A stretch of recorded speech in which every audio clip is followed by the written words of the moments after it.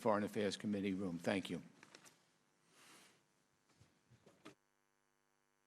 I'd like to thank the chairman.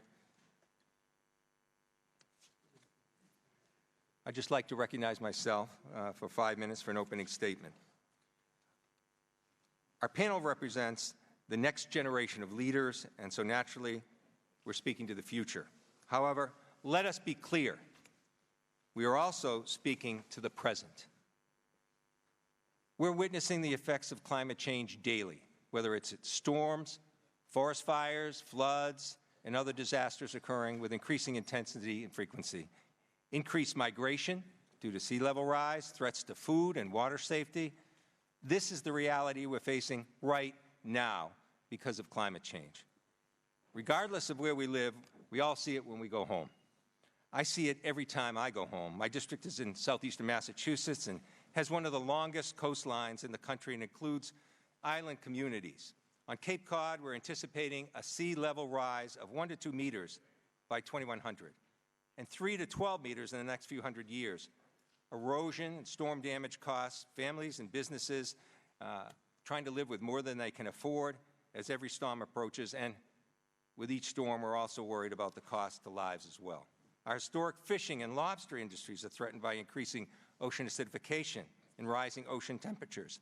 Our state and local governments are under immense pressure to address not only sea level rise, but air and quality issues.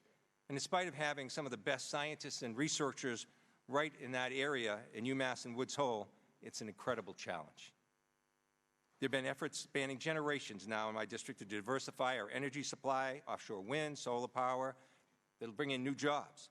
Yet there are still major gaps in access for our communities and a real struggle to overcome the political and bureaucratic obstacles that go with making necessary changes to how things are currently. There must be leadership in addressing climate change because we, and especially your generation, can't afford for things not to change. This is a global issue, and the biggest polluters are going to be needed to make big changes to do their part. But we need to be honest with ourselves as leaders. So far, our generation has failed to adequately address our climate crisis. This failure isn't fatal, yet our failure to change will be. Change happens through leadership. We wouldn't be in this situation right now. Our witnesses would be safely and happily in school, pursuing their dreams and not protesting and pushing their government to act if everyone was doing their part. America knows how to lead in a crisis, and it's high time we pick ourselves up and get back to this fight to bring the rest of the world with us, because waiting for other countries to do the right thing is making a bad bet on our future. There's so much we could and should do right now in our country. We have bright minds to engineer solutions to the future. America has shaped revolutions in industry time and time again, and it's made our country better off every time. Now the stakes are so much higher, and in spite of all our resources and ingenuity, the one thing we don't have is time. The IPCC report warns us that without cuts in carbon emissions, the world could see an average sea level rise of 62 centimeters over the course of the lifetime of people born today. That's over 2 feet. And scientists are gravely concerned that sea level rise in the next 100 years could be even faster than in the hundreds of years that preceded it. I'd like to thank our witnesses, extraordinary young leaders fortified with scientific research, for being here. It's regrettable they have to be. The Paris Agreement should have been reached decades ago, and we should have been well on our way by now towards far more aggressive targets, giving communities and industries the time to adapt and giving you a much more hopeful outlook on the future. But here we are, and I hope your testimony today will galvanize us to act now before we are truly out of time.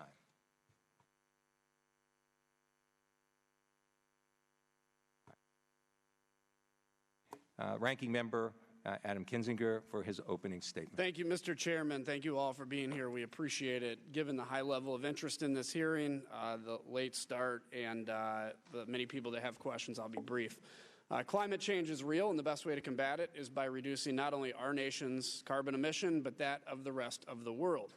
The changes we are seeing in the climate pose both short and long-term challenges and I believe they can be addressed in two major ways. First, we need diversity in our energy sources.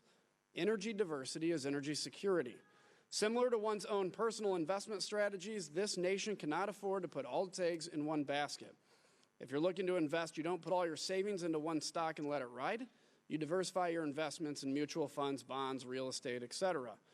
Second, we need to support market-driven innovations to develop new clean energy technologies that will put the United States at the forefront of environmental technologies. Illinois' 16th Congressional District is a great example of what this market-driven strategy would look like. My district's home to 4 nuclear reactors, which serve as, actually it's 8 reactors, 4 plants, which serve as the most abundant, clean, and stable energy source on the planet, as well as hundreds of wind turbines, solar panels, and geothermal sources. These diverse sources not only provide year-round reliable clean energy, but also have produced high-paying jobs for my constituents.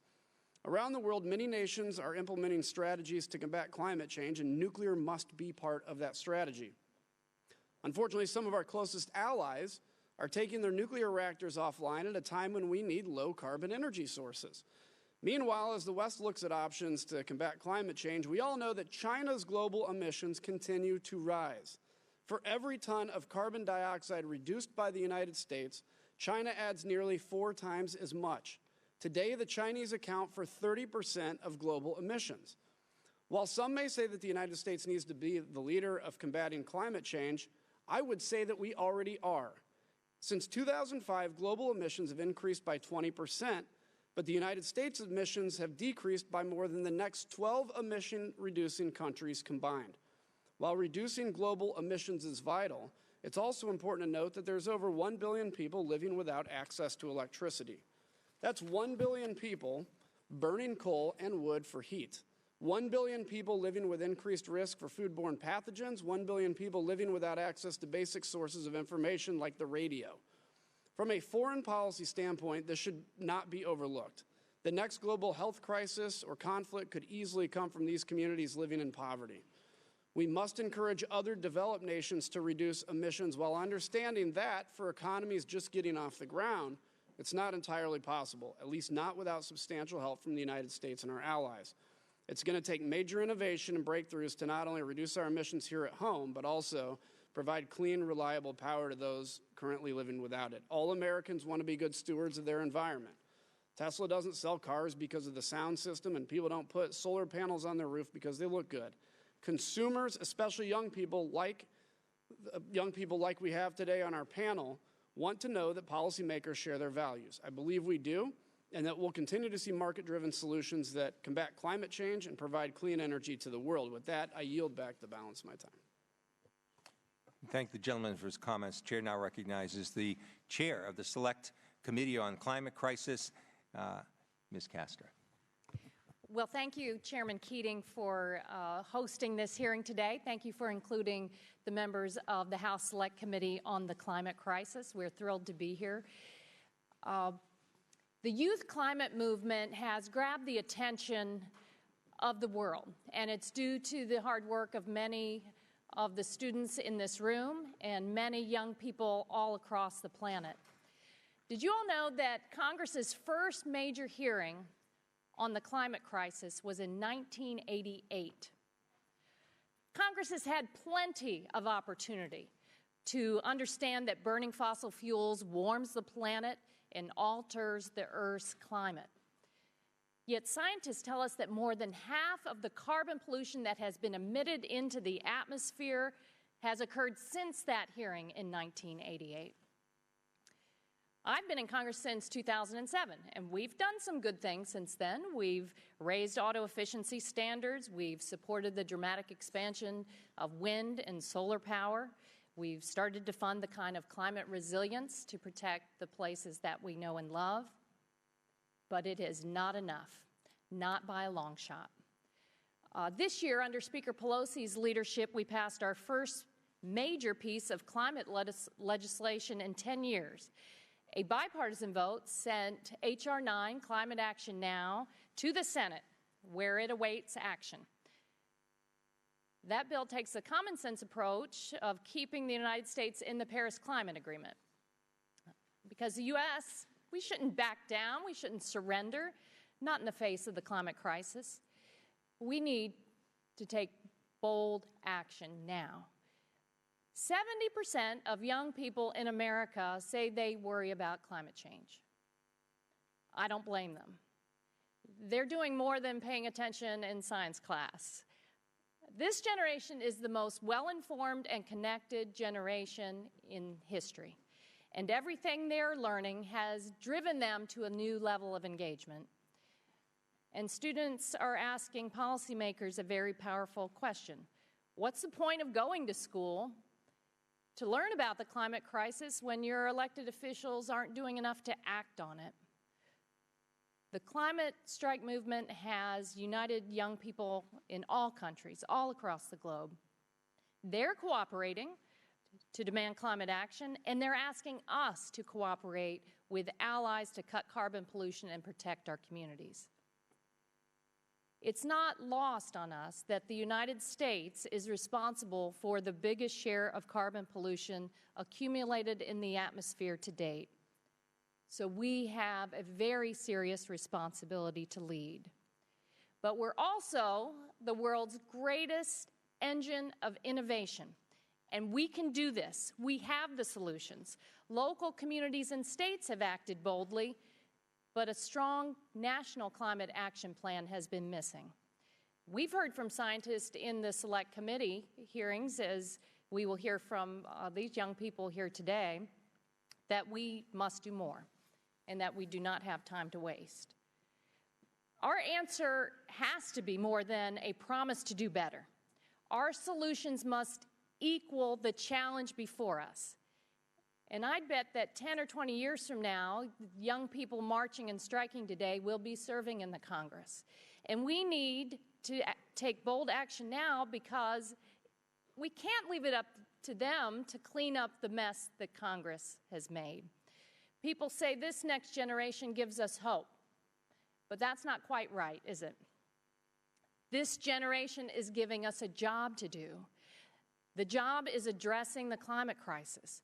If we do our job, then we will be worthy of their hope, because that means we'll have started to create the future that they're fighting for. The Select Committee has a mandate to come up with an action plan for Congress, and we need your ideas. We want the ideas to come from all corners of this country and beyond. You can go to climatecrisis.house.gov/info request and tell us what your ideas are to solve the climate crisis. Not all good ideas emanate from Washington, D.C. I think you know that. But it's only through cooperation, through coming together in our democracy, that we can address the climate crisis. These young people are rising to the challenge, and we need to rise with them. Thank you, and I yield back. Thank you. The Chair now recognizes the Ranking Member of the Select Committee, Mr. Graves. Thank you, Mr. Chairman, and I want to thank you all for being here today. Most importantly, I want to thank you for engaging in your government. Most young folks choose to not do that till many years later. I have 3 kids, and we often talk about some of the impacts that we've seen from climate change and sea rise, my home state of Louisiana, where some of the sea rise impacts have exacerbated the loss of 2,000 square miles of our coast. 2,000 square miles. To put that in perspective, if that were the state of Rhode Island, we would have 49 states today in the United States, meaning and the size of an entire state would be gone. I agree that we need to take aggressive action. I agree that we need to ensure that we move forward in a sustainable, rational manner. But I think it's also important that we ensure that we're moving forward based on facts. As Mr. Kingsinger said a few minutes ago, contrary to popular belief, the United States is the country that has led the world in greenhouse gas reductions. As stated, we have reduced greenhouse gases more than the next 12 countries combined. We've reduced them more than the next 12 countries combined. Just last year, we stepped in and made more progress on adaptation and mitigation strategies than I believe any other year in this nation's history, committing more dollars, moving toward establishing a resiliency standard, ensuring, as we're rebuilding after disasters, that we're building to a newer, higher standard, truly thinking about the future, ensuring that we're putting record dollars toward proactive efforts to ensure that our coastal communities and our river-based communities can be resilient, and continuing to move in this direction of greenhouse gas reductions. But I also think that we've got to stop this ridiculousness of operating myopically or operating as though the United States is in a vacuum.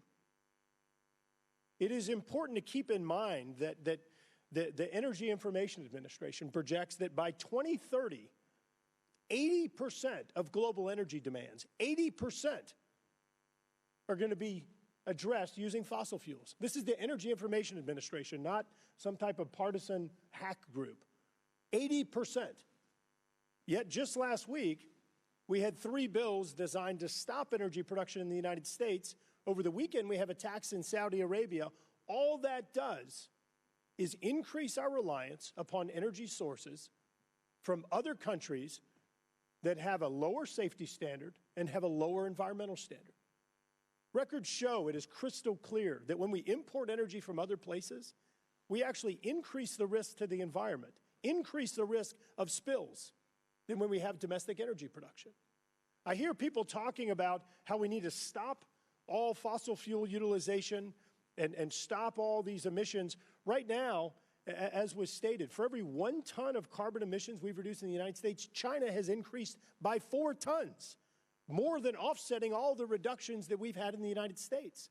Moving forward, even under the Paris Accords that folks are sitting here giving accolades to and saying is a great idea, and I want to be clear, I support the U.S.'s target in the Paris Accords. I think that signing on to an agreement and agreeing to something that allows for China to come in and have a 50% increase, adding another 5 gigatons of greenhouse gas emissions annually by 2030 is inappropriate. It is moving in the wrong direction, not in the right direction. I also remain confounded reading letters like this one that says that we need to pressure the Organization of Petroleum Exporting Countries and Cooperating Countries to increase world oil supplies in order to lower prices at the pump. The impact of rising fuel prices on our economy and on family budgets is significant and widespread. This letter goes on to say, the current run-up in world oil prices is effectively a tax on all American families' discretionary budget, except that the money goes to OPEC as opposed to the United States Treasury. So let me say again, this letter is advocating for increased world oil production because prices are too high.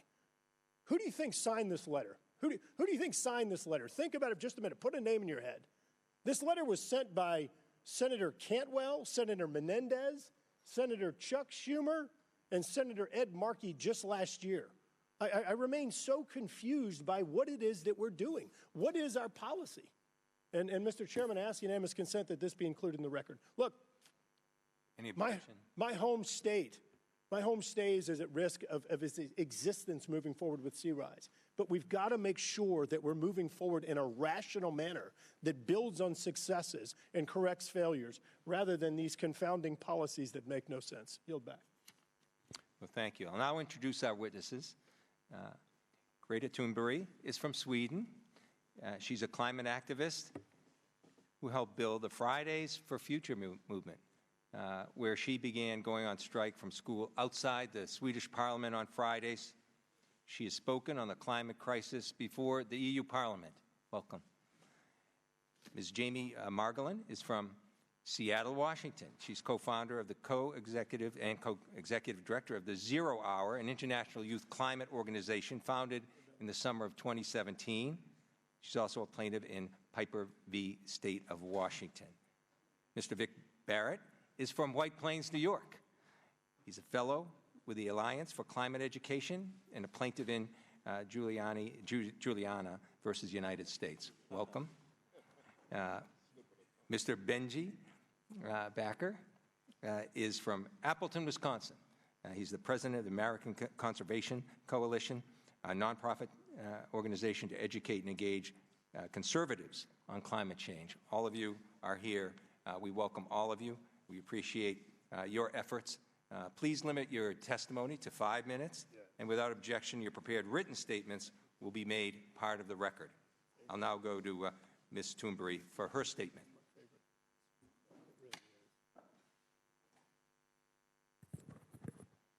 My name is Greta Thunberg.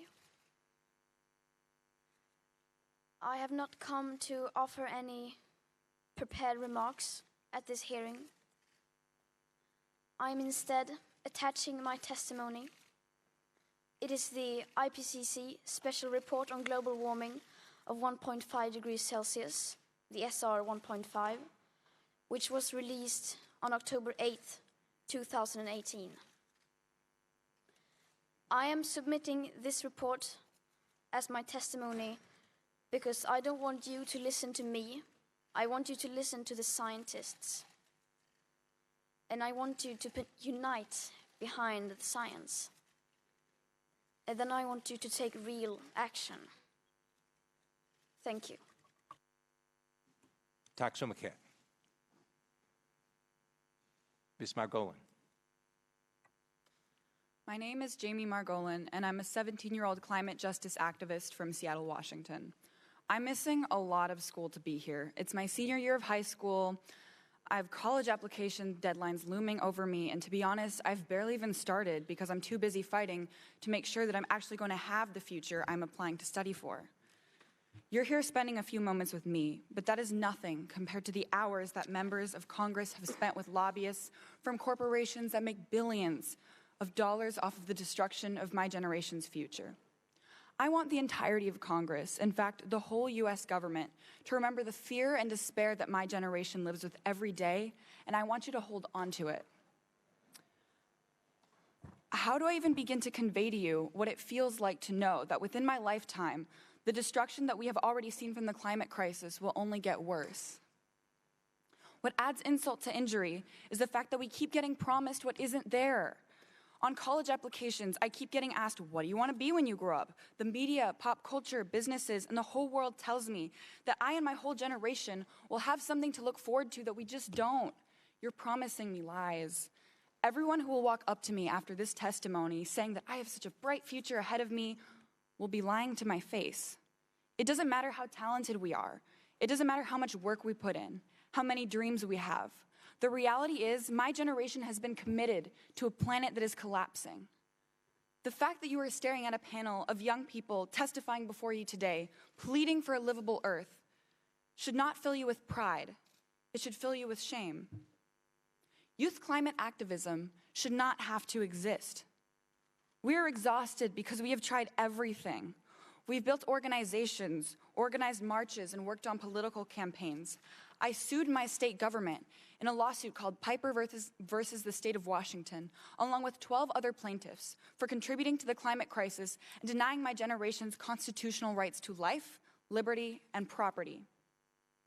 The lawsuit is also arguing that the natural resources of my state are protected as a right under the Washington State Constitution. The shellfish, salmon, orcas, and all of the beautiful wildlife of my Pacific Northwest home is dying due to ocean acidification caused by the climate crisis, and communities all over Seattle are suffering from the new fossil fuel infrastructure being built to lock in decades more of climate destruction into my state. My friends and I were warned to stay inside the last 2 summers because our city was shrouded in a suffocating smoke from wildfires. It gave me such bad headaches for so long, and my friends with respiratory illnesses had to go to the ER. Is this the future that we have to look forward to? Well, we the youth are working as hard as we can to make sure that it isn't. On July 21st of 2018, after an entire year of nonstop organizing, despite being full-time high school students with a lot of homework to do, my organization, 0 Hour, marched on Washington, D.C. in a pouring rainstorm and in 25 cities around the world, demanding urgent climate action from you and all of our leaders. And that was only the beginning. But by 2030, we will know if we have created the political climate that will have allowed us to salvage life on Earth, or if we acted too late. By then, we must be well on the path to climate recovery, but this must start today. In fact, it should have started yesterday.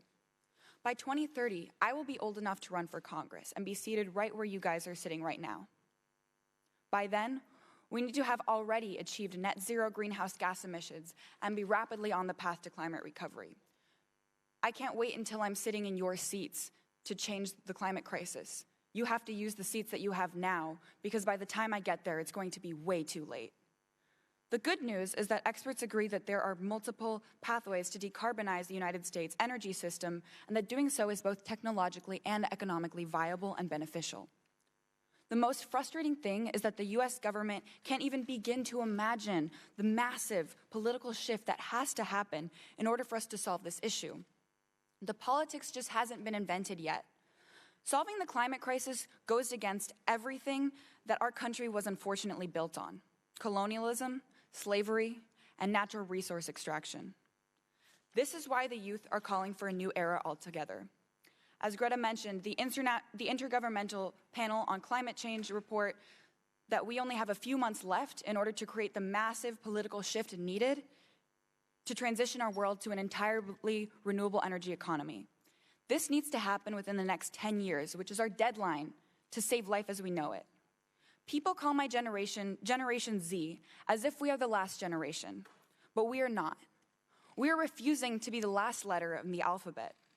I am here before the whole country today, announcing that we are instead Generation GND, the generation of the Green New Deal.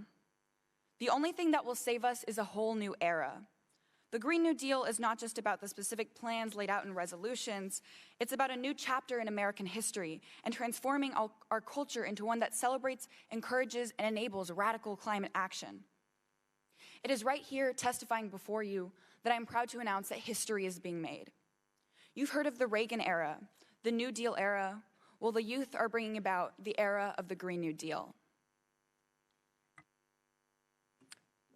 Thank you, Mr. Barrett. My name is Vic Barrett. I'm 20 years old, and I'm one of the 21 youth plaintiffs in the Juliana versus United States constitutional lawsuit, suing the executive branch of the federal government for knowingly causing climate change.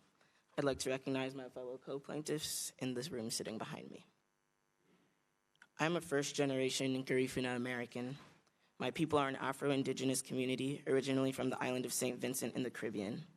In the 18th and 19th centuries, we were pushed from our homeland on St. Vincent by British colonial power, settling on the eastern coast of Central America in Honduras and Belize.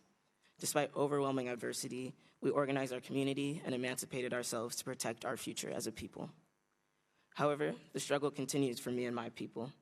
As temperatures increase, sea levels rise, storms become more intense and frequent, and the coral reefs and fisheries upon which we depend disappear, the oceanfront land that my family has inhabited for generations and that I'm supposed to inherit will be underwater if the US federal government continues to promote a fossil fuel-based energy system. It is not just me and my people in Honduras being harmed by climate change. Frontline communities around the country and around the world are already feeling the effects of the climate crisis, from the dispossession of land to the grave public health threats that are disproportionately affecting myself and other young people. These frontline communities are made up of people who look like me: young, Black, and brown, LGBTQ, Indigenous, identities which place them at a significantly higher risk to experience the impacts of climate change than the general populace due to their marginalized status in our society. I myself have felt the consequences of climate change directly. Growing up in New York, I was impacted by the climate change-fueled Hurricane Sandy, which left my family and school without power for days. I still experience grave anxiety about experiencing another climate-driven disaster like Superstorm Sandy and the harm that these storms will have on myself and my family. As someone who already struggles with anxiety and struggles with depression from my understanding of climate change and what I experience, watching our government knowingly perpetuate the climate crisis is extremely overwhelming. I wrestle with this anxiety every day, from the moment that I wake up in the morning to the moment I fall asleep at night. If we keep going on with business as usual, both Honduras and New York, the places where my family and I are from, will forever be lost to the sea. That is one of my greatest fears, that climate change is going to take these places away from us. My co-plaintiffs also experience both the mental and physical health impacts of climate change. My co-plaintiffs with asthma and allergies have suffered from the prolonged wildfire and allergy seasons in the West, limiting their ability to participate in certain activities or even go outside. Many of them, like me, are also struggling with psychological harms from climate change. The medical community now recognizes climate change as a grave public health threat. One of our experts describes climate change as a public health emergency, which is disproportionately impacting children and youth in a myriad of ways. He lists specific health threats exacerbated by climate change, including heat stress, extreme weather events, wildfires, decreased air quality, and infectious disease, all of which pose a disproportionate threat to children and to youth. Another one of our experts, Dr. Lies van Susteren, a psychiatrist known nationally for her work on climate change, explains that, quote, with continued government actions that exacerbate the climate crisis, the plaintiffs and those they represent will suffer catastrophic emotional injuries. She goes on to state that the federal government's, quote, sanctioning of climate change as lawful in federal law and policy makes the psychological injuries suffered by individuals, including the plaintiffs, particularly harmful and insidious. She warns that without immediate action by the federal government to address climate change, the mental health impacts will worsen and be lifelong. Just as my federal government sanctioned discrimination in schools and housing until the middle of the last century, a policy that harmed children, my federal government has also orchestrated and sanctioned a system of fossil fuel energy that is harming children in another way, irreversibly threatening our health, our personal security, our homes, and our communities by recreating a dangerous climate system. Like youth who have come before us in the civil rights movement and other social justice movements, it is often the youth that must shine a light on systems of injustice. So in 2015, 21 young people, myself included, filed a lawsuit against the United States and agencies of the executive branch to safeguard our constitutional right to life, liberty, and property, including our rights to personal security, bodily integrity, and a stable climate system that sustains our lives and liberties. I was born into a world in which my future and my past are uncertain, born into a world where my culture and inheritance are literally slipping into the sea, born into a world where my people are going extinct. Show children everywhere that you care about our future and the future of all generations to come. Now is your time to stand in solidarity with me and my co-plaintiffs, America's youth, and communities around the world to fight for a just future free from catastrophic climate change. Thank you. Thank you. Mr. Becker.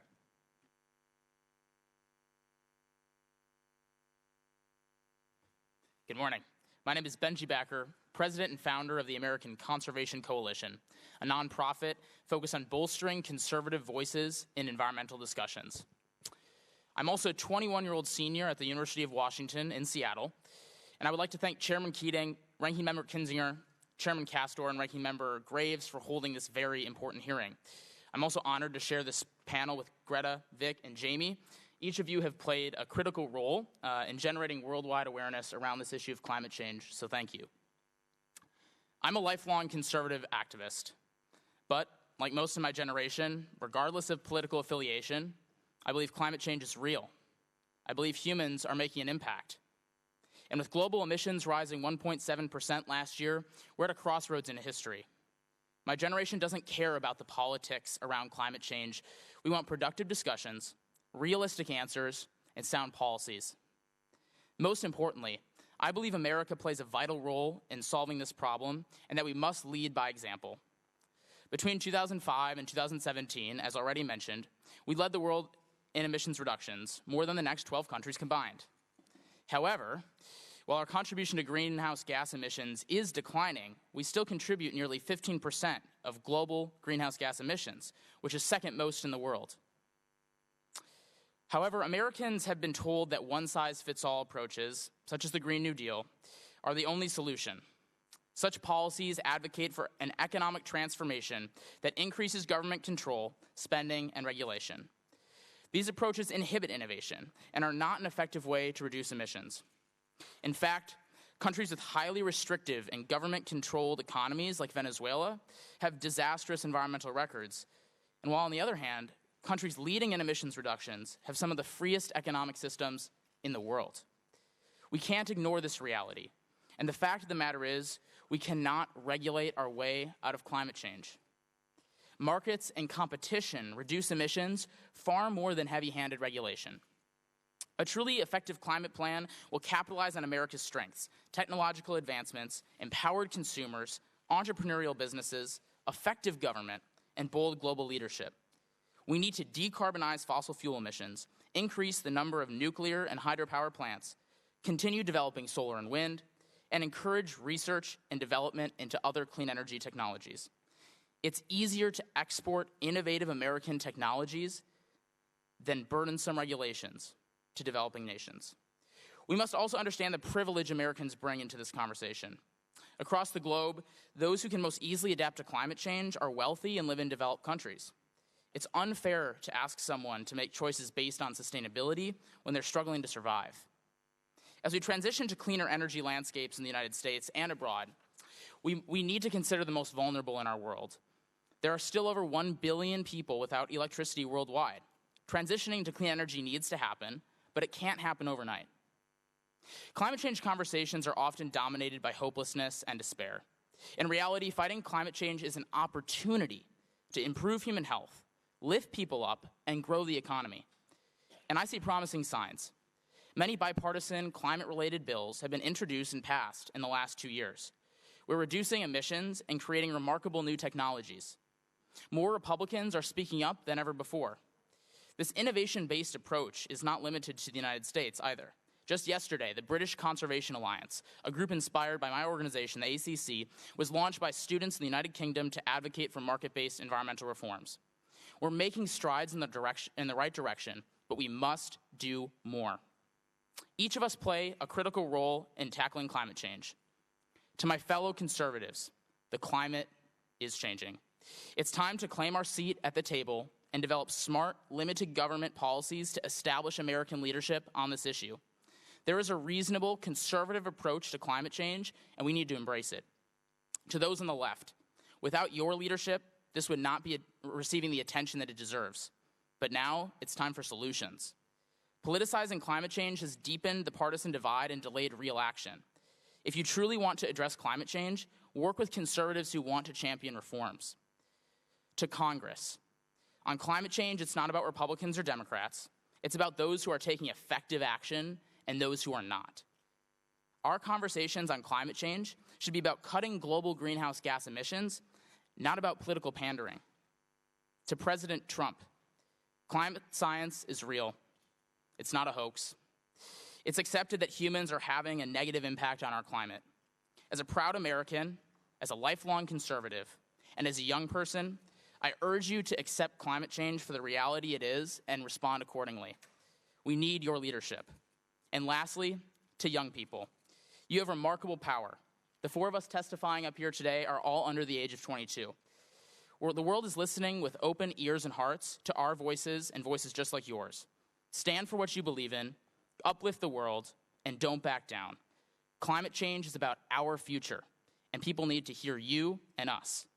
In conclusion, I grew up on the shores of Lake Minocqua in northern Wisconsin, where I connected with the outdoors early in life. Nature is where I find the most peace and calm within myself. That's why I founded the American Conservation Coalition, to fight for wild places and stop climate change from destroying them.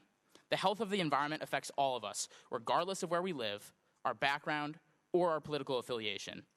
It's time for Americans to join together, find solutions on climate change, and protect our planet for generations to come. Thank you. Thank all the witnesses for their testimony and their urgency. It came through in all of your testimony. I now recognize myself for less than 5 minutes so that we can get as many people to ask questions as possible. I'll start just with Ms. Thunberg. You chose to submit the IPCC report in lieu of your written testimony. Could you expand on why it's so important to listen to the science?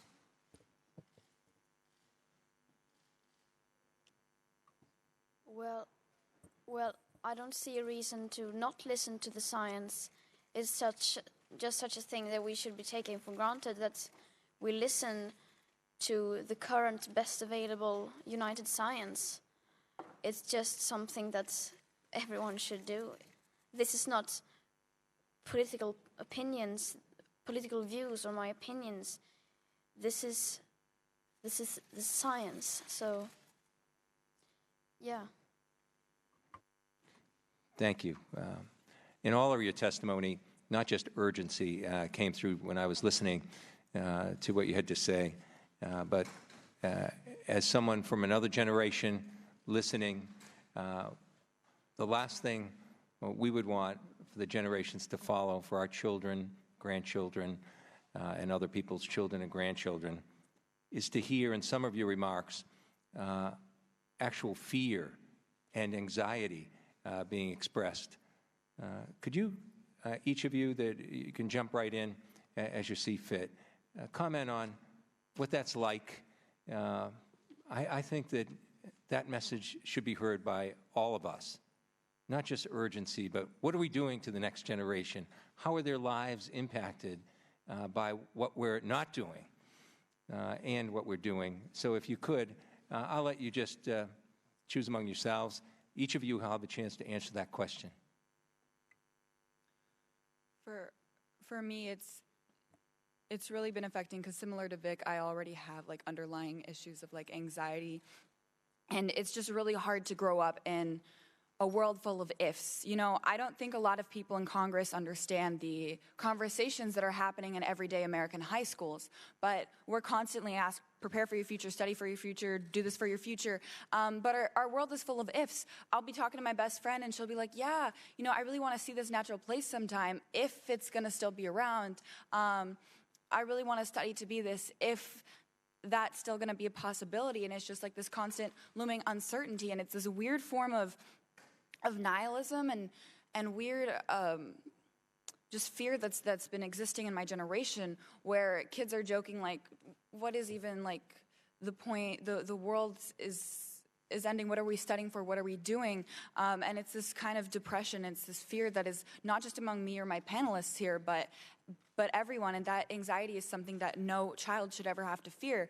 Because if you think about it, if you go back to what is the purpose of a parent, down to just the biological purpose, it's to give their child the best future and the best life that they can possibly have. And the supposed American dream is to make sure that children have a better future than the adults. But right now, it's like some members of government and some corporations are actively pointing a gun to children's futures and actively making it worse, actively going out of their way to support corporations and poison us and destroy our future. And that is horrifying, and it feels like a betrayal. It's like a knife to the heart to know that people who have kids, they'll go around in these campaign ads and they'll be like holding these babies like, oh, you should vote for me. Look at me interacting with a small child, while they actively poison and choose their wallets over their children. So it's very devastating and scary, but it's also, it feels like we've been betrayed.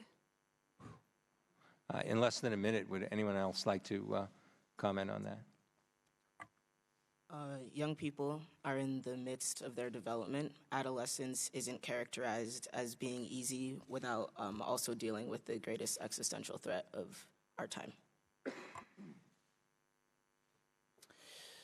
I definitely understand and agree with the panelists that this is something that a lot of young people stress about, and actually that's why I got into this movement to begin with in 2016, was because I thought that it was something that Americans needed to tackle, and the movement that I associated with, the conservative movement, needed to tackle as well. But the more that I've gotten into this movement, the climate change movement, the more that I've seen that this is actually a positive, that there's actually a lot of opportunity here, that we have time, science says so. That doesn't mean we don't have to act, but we do have time, and we have an opportunity and a chance for people to come together on this issue and work across party lines and generate economic growth to solve this issue. So I feel hopeful. Great. I now yield to the ranking member, Mr. Graves. Thank you, Mr. Chairman, and I want to thank you all for your testimony. All of you, it really was impressive, and I very much appreciate it. Ms. Thunberg, you said, let's unite behind the science. I couldn't agree with you more. Let's unite behind the science. And I think we actually need more science, not less. Mr. Becker, you said that we need to stop this partisan fighting and actually work together to yield solutions that make sense. So let me say it again. You have folks that propose this Green New Deal, yet when it's brought up for a vote, nobody votes for it. No one. You have efforts like last week to stop energy production, yet you have letters going out saying, hey, we want you to produce more oil in Middle Eastern countries and other nations that don't share American values and that have dirtier energy, that have higher emissions than in the United States. This whole thing is a charade. When you actually look at science, Ms. Thunberg, and you look at facts, the facts are it wasn't Waxman-Markey legislation here that was designed to require emissions reduction that yielded the United States leading the world in emissions reduction. It was actually folks doing the right thing, stepping in and actually reducing emissions, carrying through innovation, through energy efficiency, through conservation, to where we are leading the world. And in fact, we have beat the projections under Waxman-Markey, the mandatory legislation, and we've done it with cheaper energy prices. Those are the facts. Next, going to Mr. Becker, when you look at where we've actually made progress, once again, talking about last year, I worked together, Mr. Series and I and others on the Transportation Committee, where we've developed the first resiliency standard, bipartisan, unanimous bill passed out of the committee, where we dedicated record funding to resiliency and mitigation. And in the United States today, we're spending more money on climate science, technology, and energy solutions than anywhere else in the world. Those things have been done in a bipartisan manner and are actually yielding results, not the charades. These things aren't yielding anything. Ms. Thunberg, let me ask you a question. If you're sailing across the ocean and you're picking up trash along the way, and for every one piece of trash that you pick up, there's a boat right next to you dumping out 5 pieces, how would that make you feel?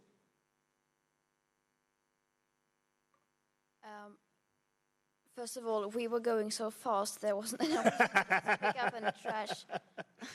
All right, well, if you were a slow sailor like me, how would that make you feel? Well, first of all, if you use that logic, then I am also dumping a lot of trash in the ocean. And then I would stop dumping my trash in the ocean and tell the other boat to stop dumping their trash in the ocean as well. And that's the important point here. I think that what we need to be doing is we need to be focusing on the countries that are dumping trash in the ocean. Of course, that's a metaphor. The fact that China is, here we are talking about reducing emissions, yet China, under the Paris Accords, are going to be increasing their emissions by nearly 50%, 5 gigatons annually. So while in the United States we need to continue investing in innovative solutions and exporting clean energy technologies, it makes no sense for us to be doing it if we're simply watching for increases in China. Mr. Becker, the IPCC report talks about numerous solutions moving forward, including clean energy and others. Under IPCC, does it contemplate only renewable energy sources moving forward? Thank you. It actually does not. And I think that it shows a strong trend that we need to generate more clean energy going into the future. There's no doubt about that. And reduce emissions via clean energy technologies. But there's no statement in the IPCC report that says that we need to go 100% clean to reduce emissions at the level that we need to fix this problem. So moving on from there, if moving forward, even under IPCC, it doesn't contemplate not using any conventional fuels moving forward for the next few decades anyway, do you think it makes sense to utilize the fuels from the nation that has the cleanest energy, or do you think that it makes more sense to, for example, use Russian gas that releases 13% greater emissions as we move forward? Which makes more sense? Or do you think it makes sense to perhaps get fuels from Nigeria that just a few years ago had 2,000 ongoing spills? I think it's important for Americans to understand that we do generate fossil fuels cleaner than anywhere else in the world, and while the rest of the world still relies on fossil fuels, that's an important thing to note. I do think while we continue to generate power for the rest of the globe and uplift people, we as a country also start transitioning more and more to clean technologies, which I think we're starting to do. But I do believe that making sure that the rest of the world is generating fossil fuels safely is important, because it's going to be a part of our future, especially today. And the United States does do it cleaner than anywhere else in the world. That's a fact, and it's something that we have to think about. Thank you. Yield back. Chairwoman Castor. Mr. Becker, in your testimony, you point out that the United States must lead by example.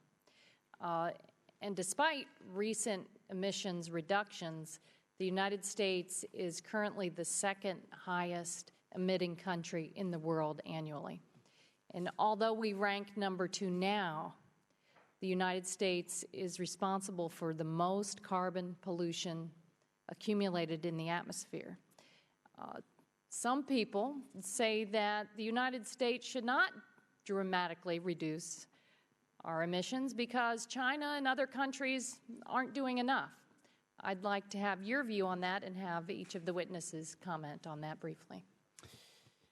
Yeah, I think that's a false approach because we've never in history looked at a problem that we contribute in the United States and said, well, if it's happening somewhere else, then we shouldn't fix it. So I don't think that that's a reasonable excuse. But I also do think it's important to note that other countries are emitting and that we must hold them accountable as we hold ourselves accountable. America has led on lots of initiatives in the past. You have people in Hong Kong waving their flags and singing the American national anthem right now because we inspire them. We can do the same thing on climate change. Yeah, I would say what you said is totally correct. The United States contributes to 25% of historic emissions in the world. And if we are the country that we say we are, if we're the leaders that we say we are, we need to lead by example here and work on what we're doing here so that the rest of the world can follow our lead. I have a question. When your children ask you, did you do absolutely everything in your power to stop the climate crisis when the storms are getting worse and we're seeing all of the effects of the climate crisis? When they ask you, did you do everything? Can you really look them in the eye and say, no, sorry, I couldn't do anything because that country over there didn't do anything, so if they're not going to do it, then I'm not? That is shameful, and that is cowardly. And there is no excuse to not take action, to not improve as much as we can in the United States. And how can we call ourselves the city on a hill or an example for the world if we're going to be cowards and hide behind waiting for other people, saying that I'm not going to do this because they didn't? I want you to think about, this is all about being able to look your children in the eye and say, I did absolutely everything I could for you. I know that we're up against a lot of pressure. I know that the time is running out, but like honey, however you call your kids, I did everything I could. And so I just don't understand, as a parent, how can you look your kid in the eye and say, there's this impending crisis, everything is at stake. But I stood back and I didn't really do anything. I didn't take action. I didn't act like it was an emergency because our neighbors over there weren't doing it. So I'm just not going to. How can you tell your children that?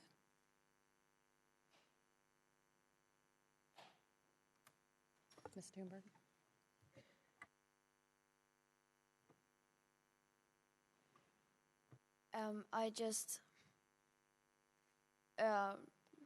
I think I don't need to add anything, but just another perspective. I am from Sweden. It's a small country, and there it is the same argument.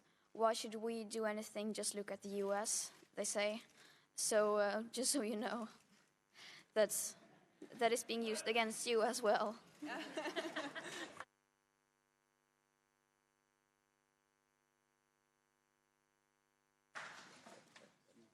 Chair recognizes Representative Miller. Thank you to Chairman Castor and Ranking Member Graves, as well as to our foreign affairs counterparts, Chairman Keating and Ranking Member Kinzinger, for hosting us today. And I want to say a very special thank you to all of you for being here today and for caring so much about our Earth. Throughout our work on this committee, I have long said that any recommendations that the Select Committee on the Climate Crisis makes must ensure that we provide for innovation and not taxation. Solutions should work to reduce our carbon footprint, but not come at the detriment of increased costs for consumers. Mr. Becker, I want to thank you for your leadership and your candor. We all must do whatever we can and do our part to take care of our beautiful world. In your testimony, you discussed how we cannot regulate our way out of climate change. What are some of the ways that we can better utilize technology and increase innovation? Thank you. If we really want to focus on reducing emissions, which I think we all agree is the end goal that we're talking about here today, it needs to be about the results, and the results can come from innovation like you're alluding to. If you look at the technologies that we can have around carbon capture, taking carbon emissions out of the air from fossil fuel emitting plants and being able to put that into the earth or reuse it for another type of product, or you look at the shifts in the transportation sector to transition to cleaner cars and cleaner technologies, that's the example of things that we can do across the globe and continue innovating.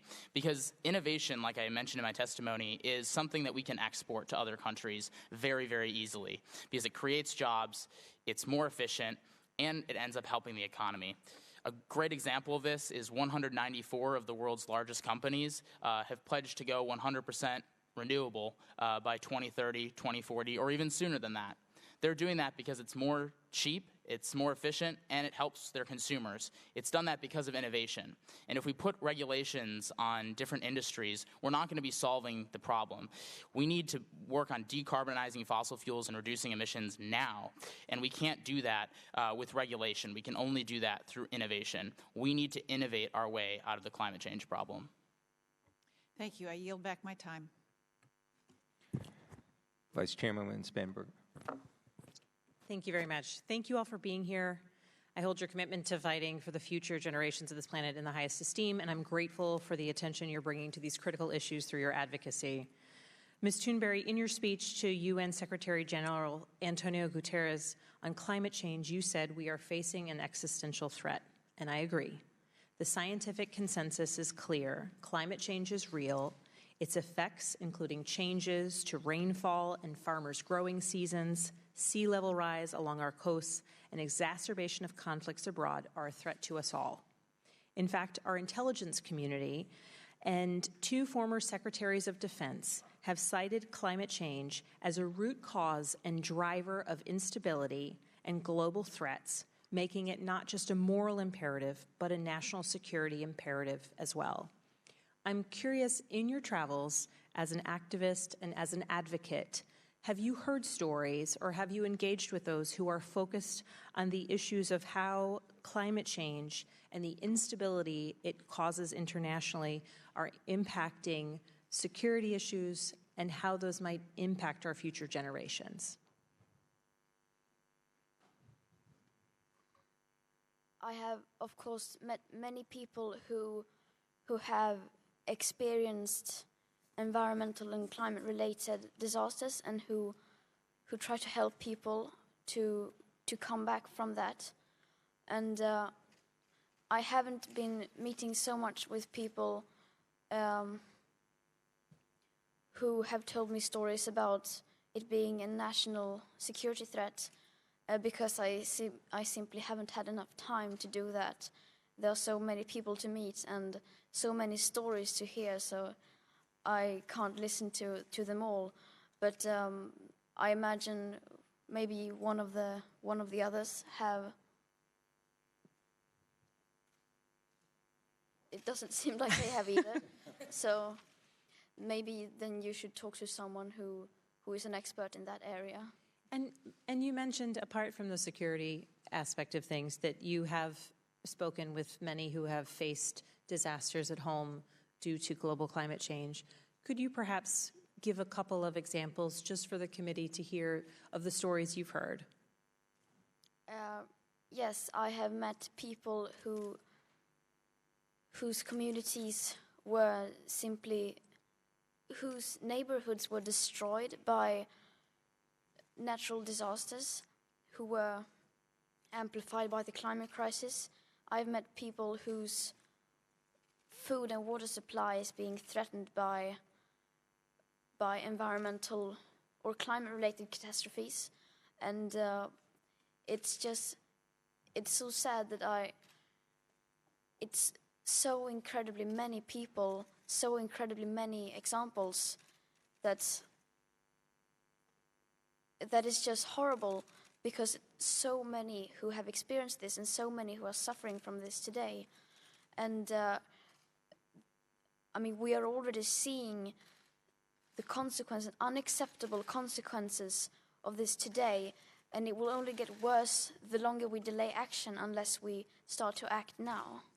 Thank you very much. I would also like to add, answering that question, I would like to acknowledge that we have some Amazon protectors in the room right now who are fighting to protect the Amazon rainforest, and that is a place in the world where people are gravely suffering, not exactly from climate change itself, but from the causes of the climate crisis. The animal agriculture industry is behind, and the collusion of the animal agriculture industry with the governments of Brazil and other countries that would rather make a short-term profit than protect the lungs of our planet. The Amazon rainforest is the lungs of our planet, and that's why we're seeing these massive fires, and it is indigenous protectors like the ones here sitting who have been fighting, literally putting their bodies on the line and suffering from these fires. And I don't want to speak for them because I don't know their own stories, but I encourage you to talk to them later.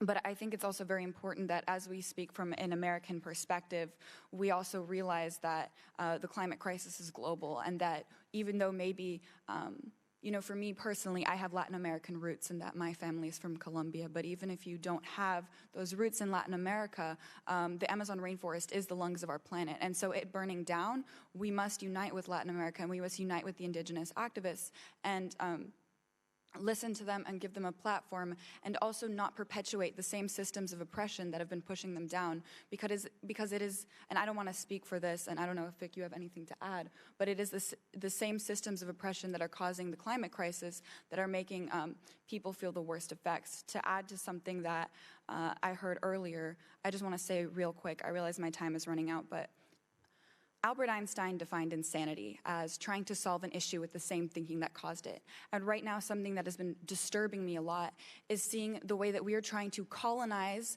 and buy and sell our way out of a problem caused by colonization and buying and selling. Thank you. Mr. Chairman, I'm over time. I yield back. Representative Burke. Thank you, Mr. Chairman. I really don't have any prepared notes. I was sitting there just thinking, in 1977, I was confronted with a problem. My father used to grow tomatoes. Mr. Chairman, I appreciate you and Vice Chairman, everybody, for allowing us to be here. I meant to do the protocol first. I apologize, but and my father used to grow these tomatoes. He'd get about a half a dozen tomatoes, and he'd put about $20 in chemicals and all kinds of nasty stuff. And I thought to myself, you know, I'm putting that stuff in my body. And I thought, there's got to be a better solution. And I stopped it's called KUB, Knoxville Utilities Board. They used to cut all the trees that were growing on the power lines, and they'd grind them up, usually about 6 o'clock in the morning, and wake us all up. And I stopped and asked one of those guys one time, I said, hey, what do y'all do with that stuff? And they said, well, we've got to realize this is 1977, okay? I was in between my 7th and 8th grade years. And he said, we take it to the landfill. And I said, well, how much do they pay you for it? And they said, we don't. We pay them to take it. And so the wheels started turning in my head. And at that point, I became a capitalist. I realized that there was money to be made.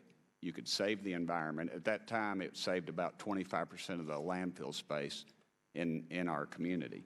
And I got into that business. But and I've realized now that of our trash stream, about 85% of that is compostable.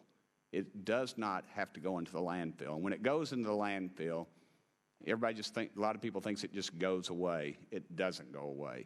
It creates all kinds of bad things for the environment. The gases, one of those feared gases is methane. It's when something decomposes in an anaerobic or in the absence of oxygen.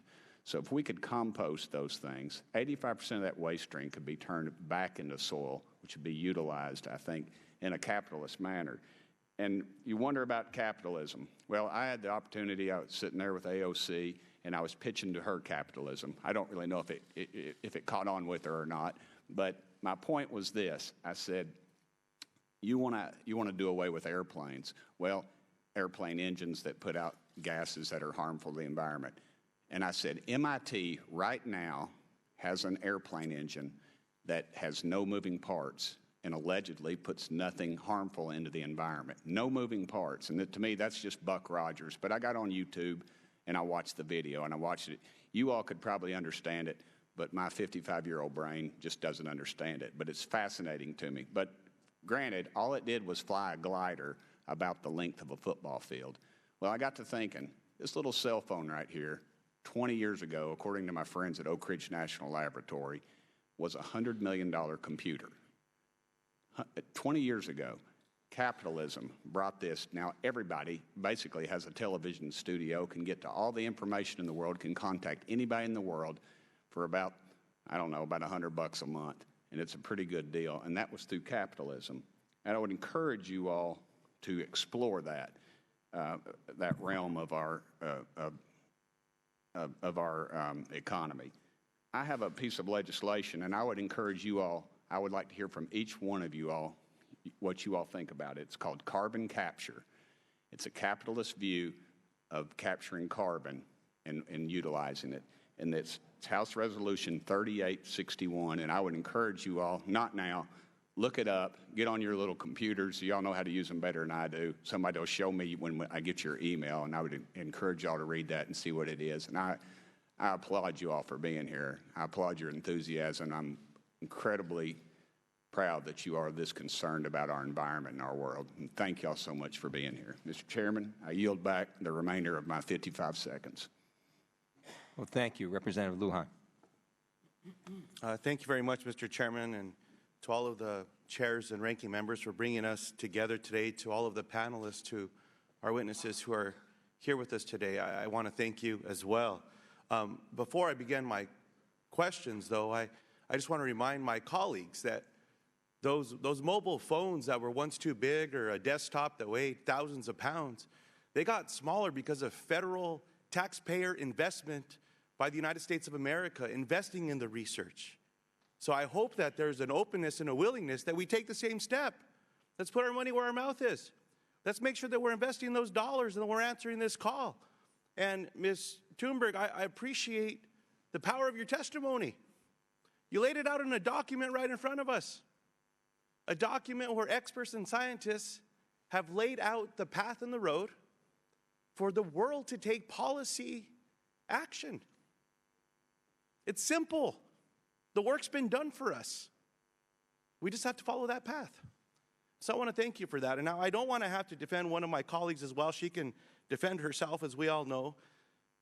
Congresswoman Cortez, or Congresswoman Alexandria Ocasio-Cortez, has not said that she wants to stop air travel. Her policies have said, let's do better. Let's act. And I think that that's what we're here to do. So I apologize, I took a little bit of my time to respond to some of the statements that were said earlier, but I thought it was important. So Ms. Thunberg, when I was your age, the concentration of CO2 in the atmosphere was 350 parts per million.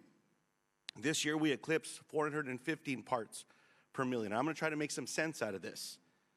What many scientists have said is that we only can get to 430 parts per million to get to an increase of 1.5 degrees, or be able to even hold at 1.5 degrees increase. If we get to 450 parts per million, again, we're at 415 already, that gets us to 2 degrees. Let me share what that means. With 1.5 degrees, 14% of the global population will face extreme heat. At 2%, it's 37%. At 1.5 degrees, we will see an ice-free Arctic once every 100 years. At 2 degrees, we see it every 10 years. At 1.5 degrees, our fisheries decline by 1.5 million tons, and our coral reefs decline by at least 70%. At 2 degrees, our fisheries will decline by twice that, and we'll lose 99% of our coral reefs. We see the difference between what is devastating and what is even beyond what devastating can even be described as. Ms. Thunberg, the science could not be more clear. If we wait, the climate crisis will only be more devastating. Just a year ago, you were protesting outside the Swedish parliament. Now, you are part of an international coalition of young people demanding action. I asked a few students that I have the honor of working with in New Mexico and one of them responded. Her name is Marina Weber Stevens. She's one of the founding members of the Global Warming Express. Anyone that's interested can find them at theglobalwarmingexpress.org. And she asked a very important question, but one that I think you have an answer to, and it's this. What is the best way to get the younger generation, teens and students involved in advocacy to address the climate crisis? And I would add to that, adults. What can we be doing? How can we get more young people involved?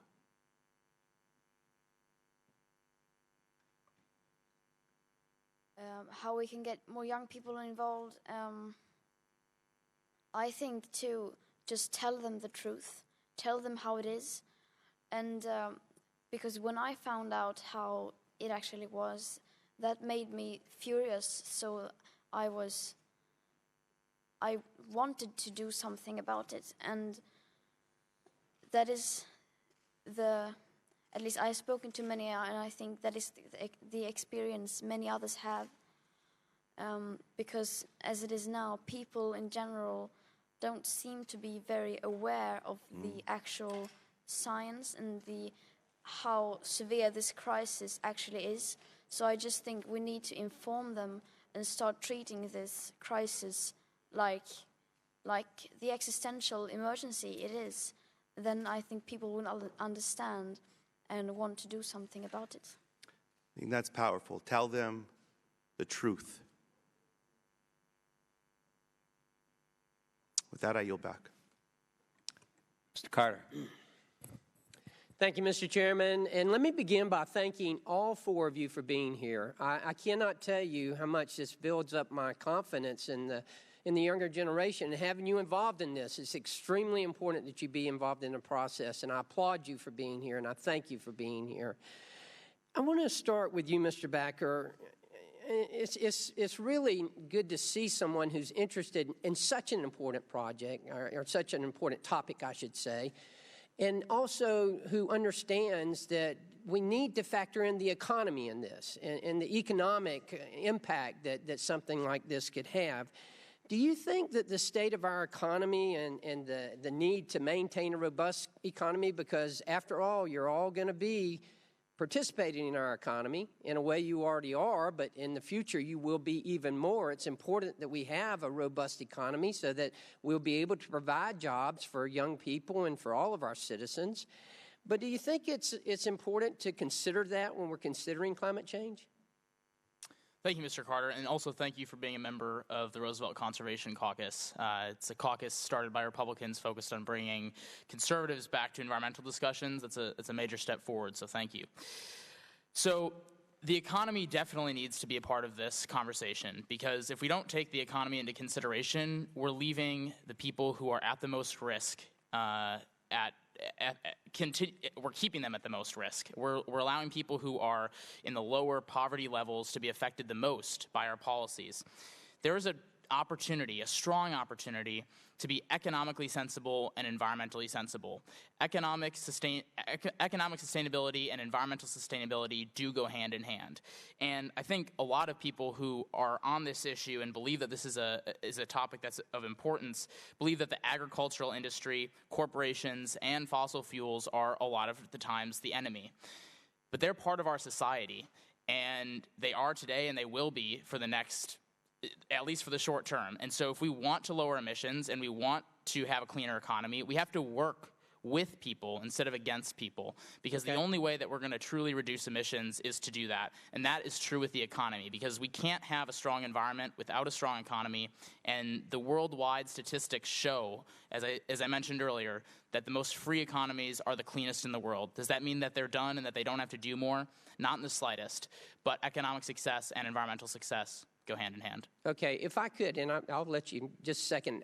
I want to show you something on the screen if we can get it up. It's a chart that the EPA has put out that, are we going to be able to do it? Oh, just hold it up? You want me to hold it up? Okay. All right. Oh, okay. Are you going to be able to get this? Okay. Well, unfortunately, you can't see it very well. But it is a chart that the EPA put out in 2018, and it shows the growth of our economy since 1970. And the United States has actually grown our economy. Our gross domestic product has grown almost 300%. Our vehicles miles traveled has grown almost 200%. Population has grown. Energy consumption has grown. But our carbon output has decreased over that period of time.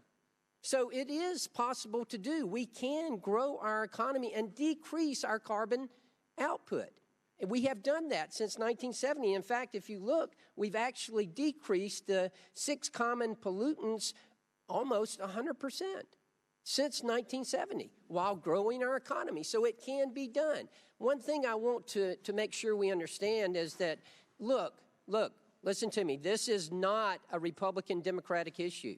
This is an American issue. This is a world issue. It's not United States versus China versus India. All of us have to work on this together. I believe in climate change. I believe the climate's been changing since day one. I'm old enough to remember. You're not, but I'm old enough to remember the early 70s when we thought we were headed for another ice age.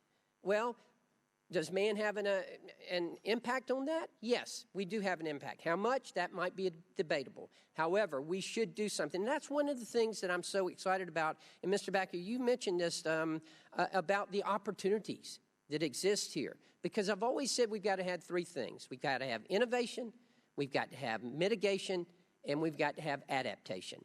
And that innovation, the greatest innovators, the greatest scientists in the world are right here in the United States of America. That's why I'm excited about us leading the way. And I think we can lead the way. Yes, we've got much to be done. There's no question about that. You also mentioned about agriculture. I represent a very rural area in South Georgia. The rural community is going to play a big part in this. We cannot leave them behind. That is going to be very important as well. We have to be very careful. My message is simple, and that is that, yes, this is something we have to deal with, but we can't destroy our economy when we're dealing with it. We have to keep that in mind. We have to have affordable, reliable, clean energy. Thank you, Mr. Chairman, and I yield back. Well, thank you. As we said before, we have a hard stop. So here's what I want to just do in closing. There'll be no closing statements to allow whatever time is limited. I do want to recognize Representative Brownlee, who's been here, paying great attention throughout the whole hearing, Representative Levin, Representative Titus, Representative Omar, in the case that we may not have the opportunity because you do have to leave. So I'll now recognize Representative Meeks. Thank you, Mr. Chairman. Thank you for this very, very timely and important hearing. Climate change is undoubtedly an economic threat. That's true. A national security threat. That's true. And ultimately, and most importantly, an existential threat. It has battered our coast, set our forest ablaze. In my home state, Mr. Barrett's home state of New York, Superstorm Sandy destroyed the property and uprooted the lives of thousands of New Yorkers, including many living in my district. If left unabated, climate change will displace world populations. Islands, Mr. Barrett, you're correct, will be gone where people currently live. And it will continue to wreak havoc on our own, costing billions in damage. That's economics. If we're not prepared, there will be billions of dollars that will cause economic damage if we don't do something about climate change.